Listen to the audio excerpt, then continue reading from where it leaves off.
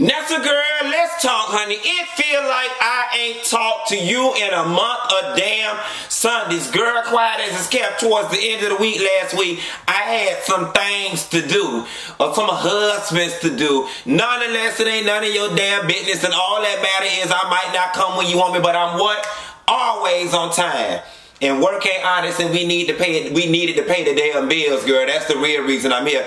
At any rate, let's just get into these housewives from last night. Is it me, or am I completely lost as to what happened at that event? Now, y'all know Housewives had to take a week off for the Super Bowl, so this is a continuation from 2 weeks ago. I'm still not quite understanding how things snowballed so quickly and so badly with the ladies over a small piece of tea that seems to be relatively insignificant. So we got to drop down into the survey area right now. Do y'all think Will is an opportunist taking advantage of Cynthia? Drop down in the comments and let us know. Me personally, I do not. I think Will told a small white lie that quite frankly all men and women tell.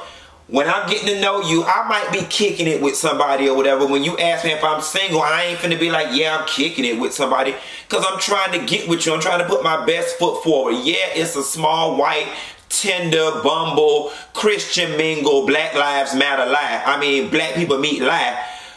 But I don't think he is actively with somebody, and I think Cynthia handled it properly, which was, I don't care if he was talking to somebody, does he currently have a girlfriend? And the answer was no.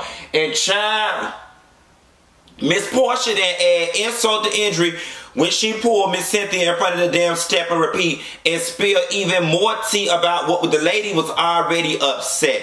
And it's like, damn, Porsha, could you not have waited and piled it up on the lady to the next episode? Mama Joyce and Porsha. Woo, child. I was nervous as all hell when Mama Joyce was sitting at that restaurant and Porsha was about to walk up, because I didn't know if it was going to be a mountain high enough or a valley low enough to keep her off her ass, baby. Listen. It was an old lady sitting under a tree. Mama Joyce is a new kind of classy, and I found a lot of respect for Mama Joyce, because Mama Joyce could have really wore Porsha ass out the way she did, Carmen and a whole bunch of other people on this show. And Mama Joyce said, I'm changed. So changed. Yeah, shouts out to Dionne Warwick at the Legends Ball. And I'm so glad, so glad.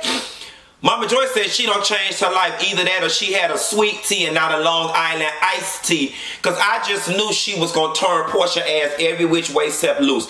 But Mama Joyce asked the right questions. And see, this is what I like about older people. They're practical. Mama Joyce said, Porsha, did you honestly believe that Kandi would do that to you?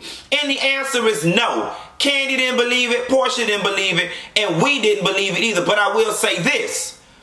Porsha gave me some true insight into her frame of mind when she basically said, you know, it sounded off. No, I didn't really think Kandi would put something in my drink and drug me. However, Phaedra being a lawyer kind of superseded all of that. She's like, okay, my friend has went to law school, taking an oath to uphold the law, do right, be fully ethical, and somebody who can lose their whole career over a lie like this, if she's willing to wager her career, then damn, as Twilight Zone-ish as it sounds, there has to be some level of truth coupled with the fact that you're trying to do the loyalty thing with your friend.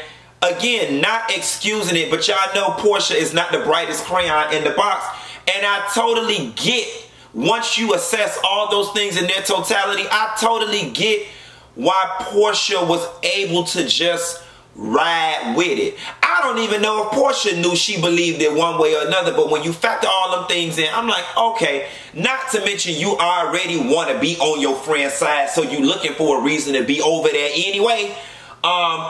I get it. I like the way that Mama Joyce handled her, and I believe Mama Joyce too when she said, Kandi ain't as hard-hearted as she put on. It's a defense mechanism. People do that who have been hurt.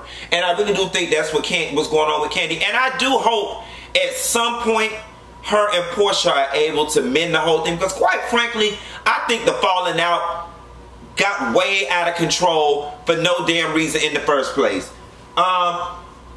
Next girl partner sound, honey, the air conditioner had came on and had me all messed up. Anyway, listen, is it me or do y'all love NeNe broken ass English? When mama sat up there and said Kim couldn't go because she had to help Croy get his booty plant, I holler. Now we all know she meant booty implant. Mama said his booty plant. NeNe, with that broken English, that old Athens ass, needed to go to UGA, but never could have made it. That's all right, because broken English and all, God saw to it that you became a rich white woman like this and not like this, okay? Kenya in her meeting with her cousin at the fertility clinic, girl, y'all need to start wasting y'all time. Y'all have been better off taking her ass down to the damn elderly home and letting her put down the down deposit of which she gonna spend the rest of her days with Will. Now, I mean, oh girl, with that man, Miss Mark. What I will say though is Kenya had on an old pretty blue blouse with them white pants. She looked good. She looked good. See, Kenya doctor didn't want to be fooled up with that bullshit either, so she played Dr. Oak. You know what? Now that I think about it, I wonder if Kenya ass even had a real damn doctor. That was just somebody on the phone. That was her cousin. Or that was Auntie Cisco with that Rottweiler piss dyed hair. Just because I ain't never know no doctor to tell you. First of all, it just seemed to me that somebody else in the office could have told her that her pee was inconclusive. But maybe by law, doctors have to tell you even over the phone. I don't know, girl. At any rate, Cynthia and Peter. I love the conversation that Cynthia and Peter had when they met up after the Essence party, and here's why. It was genuine. It was legit, and they both feel away. Peter still have feelings. Cynthia still love him, but don't want to be with him, but want him to act like her best friend / husband in certain capacities and not others. And what I like about it is there is no right or wrong answer as to what they're going through right now, and they're just figuring it out. But let me ask you a question. If it was you, if you were Peter, would you have spoke to Cynthia and her new man? And if you were Cynthia, would you have brought your new man over to Peter? Now, I'm more on Cynthia's side. I'm the kind of person that feel like anytime you don't ran up in my world and pull my panties to the side and the side through, anytime after I see you, because I don't let you pull them to the side, up, down, all around, make me do the doodle brown, anytime I see you, based on that alone, we should be able to speak and have prayers, so on and so forth. If I'm going to bring my man around, I'm going to be all right with you bringing your girl around. So I'm more on Cynthia's side. Peter, on the other hand, I get it. He still got feelings for Cynthia. This was his wife. He did not want the divorce.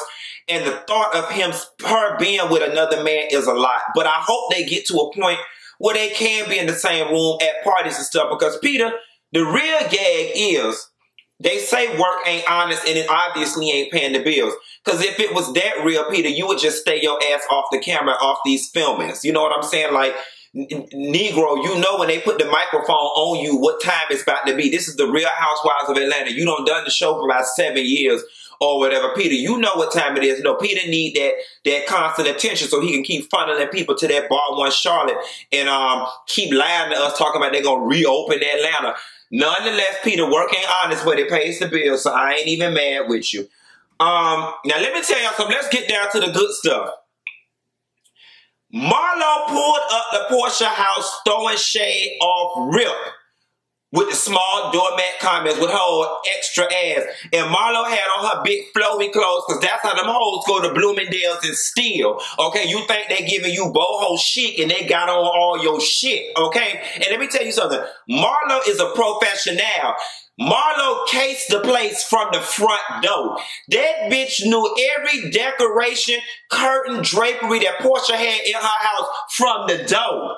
Okay, baby, that's old school Booster T's. Marlo said, baby, I could do 30 minutes on the 30 seconds on the bitch porch, small mat and all, to tell her exactly what she got in the house. Then Marlo pulled another old nasty Booster T, which is you walk in silently, you steal everything you need to steal, then you stand at the door after you don't collect all the items and say, hello, I'm in here. Let's watch that bitch round your house, round your pocketbook, and round your man. Let me tell you something. Whenever you throw in an event and you know Marlo coming, bitch, you have extra security. You better call Whack and Hut or Top Flight Security of the world.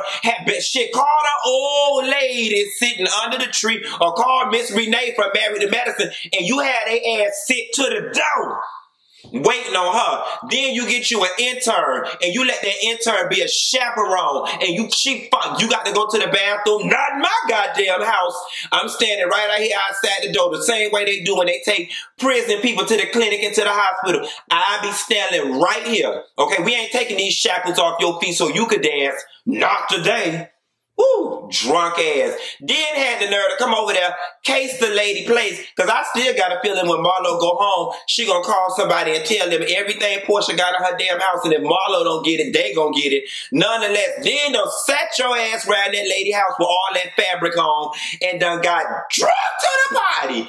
Marlo, as annoying as your ass can be and as extra as you can be and as much as you be trying to do outrageous shit to get camera time, you being drunk was funny as hell, especially when you said you had to go to the retirement home.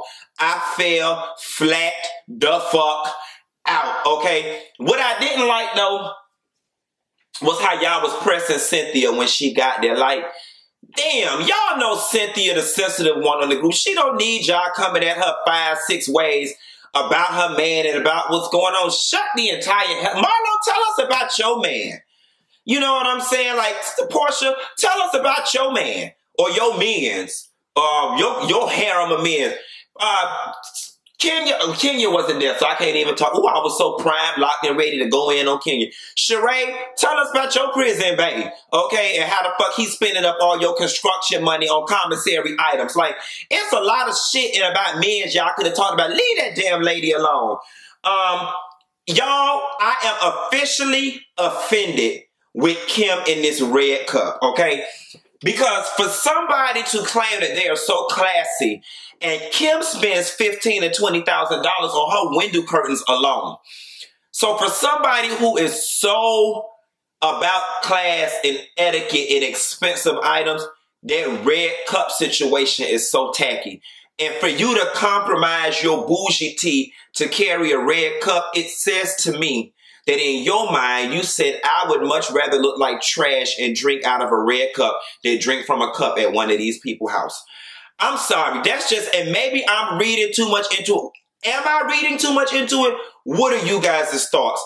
These ladies that you roll with strike, first of all, they got chefs. They don't clean up. They got people coming to do it. I don't give a damn if your cup get mixed up or not with another person's. They got enough cups in there for you to get another one, for you to get a clean cup every time you want to take a clean sip. So I'm not understanding why you feel it necessary to come around these people's house. And I'm sorry, it just, you know, it doesn't help with the chatter of Kim and Kroy being racist. It just doesn't help. Speaking of, why waste your time? You know, that ain't even had nothing to do with this.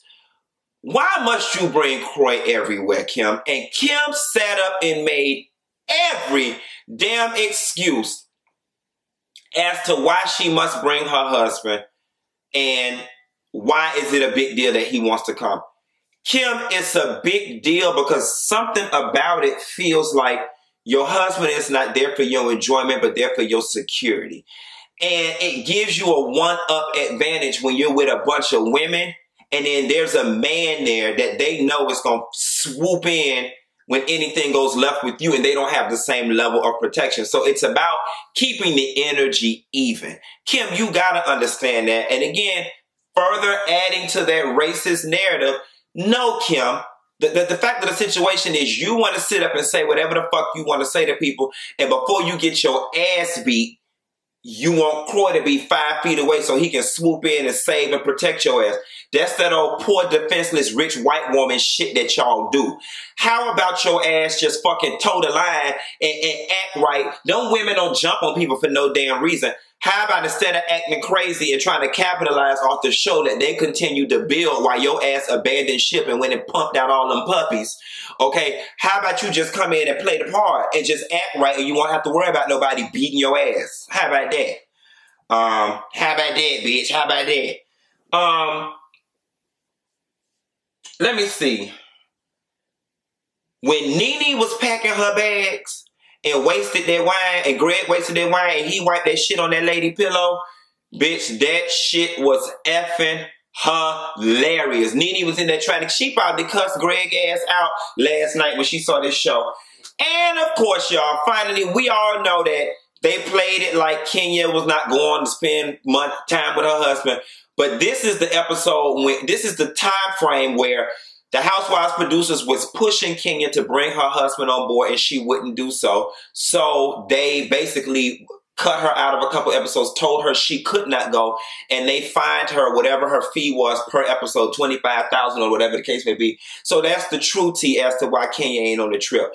Nonetheless, y'all, I gotta get in here. Married to Madison come on this Friday because I ain't seen nothing in my social media about it. I gotta get in here and watch that and call y'all back and talk to y'all about some other things. I just want to get in here and give y'all Housewives real quick. Housewives was cute. It didn't give me a whole lot, but it gave me enough. Don't forget, do not miss a phone call of mine. Be sure to hit the like this video, subscribe button, and get that little bell. That way the phone ring, baby. Nessa girl, you'll be able to pick up the line and be first. I love my notification game. Y'all, it's true tea. At any rate, y'all, it's a whole lot of shit going on today. We're going to talk about it. I'll call you later. Bye.